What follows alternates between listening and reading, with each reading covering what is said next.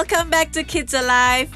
This is Buddy the Zebra and I'm Teacher Joanna, and today we are completing our series on the treasures of the Nile. So this is the 10th lesson already on treasures of the Nile, and today's lesson is called Out of Egypt.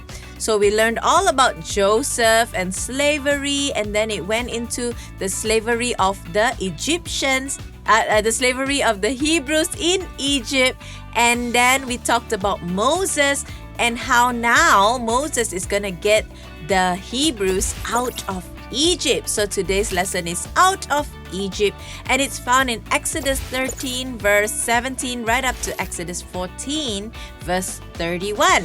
So today's truth for living is God saves. And today's story is mainly about how the Hebrews left the land of Egypt.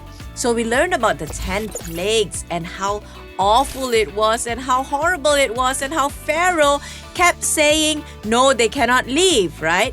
And so today's story is about when the Egyptians finally let the Hebrews go. And so now the Hebrews are going out of the land. And so they had gold and silver and money, and they had enough donkeys and horses and whatever they need to leave the land. Now, as they were going, they came to something called the Red Sea. And so this Red Sea was huge. It wasn't red in color, but it was called the Red Sea. And it was huge, a huge place, a huge lake. And it was called the Red Sea.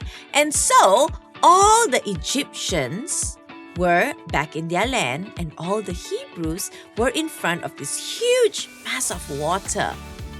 And then they didn't know what to do. But when they were looking at the sea, thinking, they were camping out and they were thinking, okay, what next? What does God want for us next? And they were all happy. Suddenly they could hear horses and chariots coming towards them. They got so scared because the Egyptians had changed their minds again. They thought, hey, we don't have slaves anymore. What's going to happen to us? We have to feed ourselves? We have to go plow the land ourselves? Hey, we don't have servants. What's going to happen? And so they thought. Pharaoh changed his mind again. Pharaoh said, you know what? What are we doing? We need them. We need slaves. So they came after the Hebrews with their chariots, and they were rushing on their horses. And the Hebrews got scared again.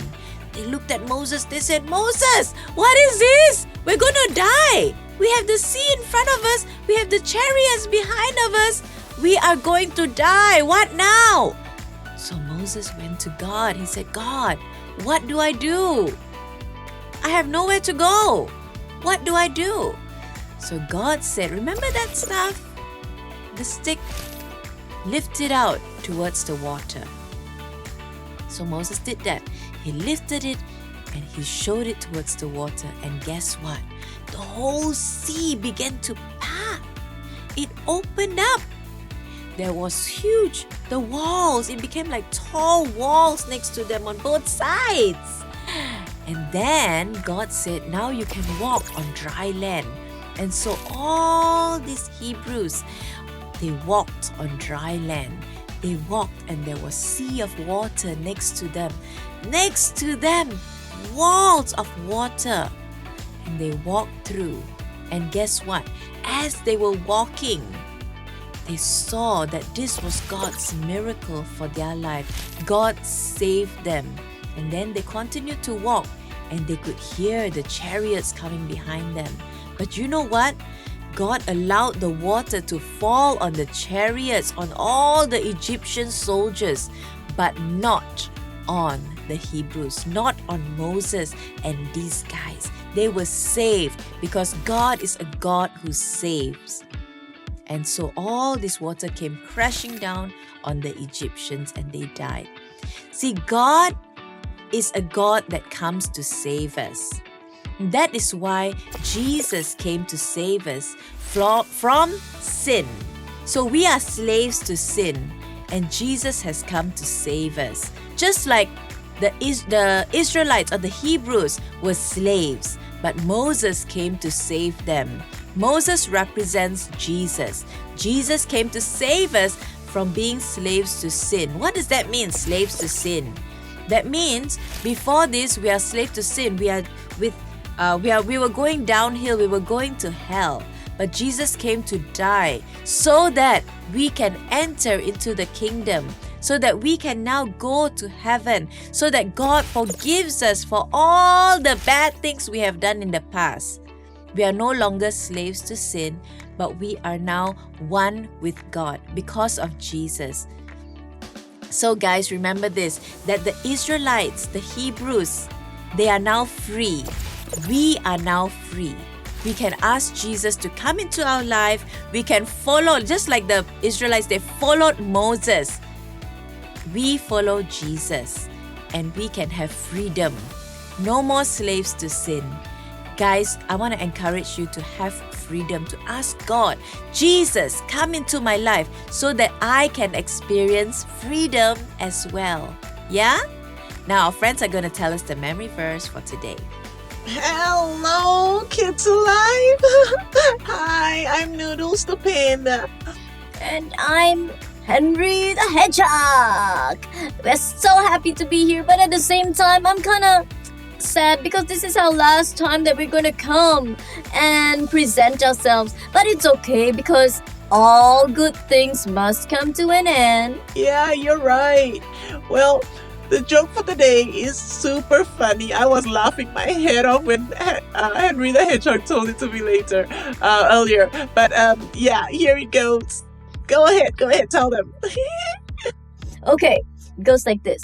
What do you call a caveman's fart?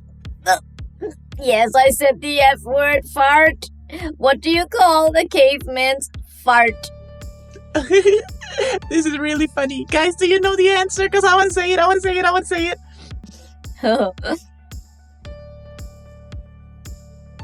Go ahead, you can say it. What do you call a caveman's fart?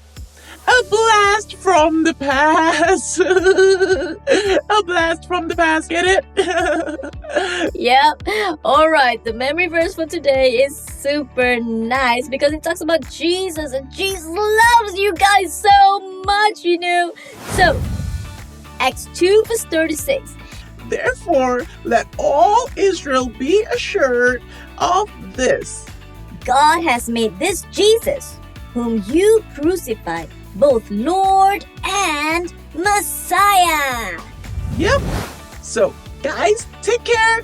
God bless you. And I love you guys. Bye-bye. Bye, guys. Bye. Blast from the past. That was so funny. That was good. Thank you so much. So the memory verse is Acts 2 verse 36. Therefore, let all Israel be assured of this. God has made this Jesus, whom you crucified, both Lord and Messiah. So remember, guys, ask Jesus to come into your heart and be free from whatever that is holding you back. Buddy and I are going to say, bye-bye.